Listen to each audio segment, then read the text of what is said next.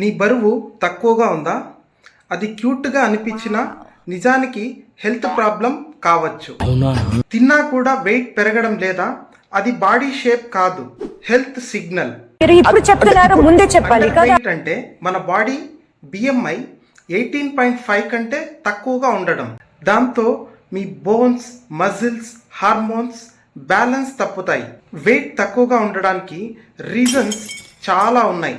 ఇది కేవలం slim body కాదు, nutrition deficiency symptoms, poor diet, thyroid imbalance, fast metabolism, stress, అలాగే స్లీప్ ప్రాబ్లం.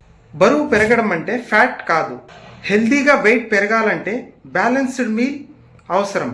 అంటే high quality protein, fibre, good fats, carbohydrate, దీంతో పాటు హై క్యాలరీస్ న్యాచురల్ ఫుడ్స్ని ఎక్కువగా తీసుకోవాలి. పాటు మంచిగా నిద్రపోవాలి, స్ట్రెస్ని తగ్గించాలి. కూడా హెల్తీ మెథడ్లో వెయిట్ గెయిన్ అవ్వాలి, న్యూట్రిషన్ సపోర్ట్ కావాలి అనుకుంటే ఈ నంబర్కి కాల్ చేయండి.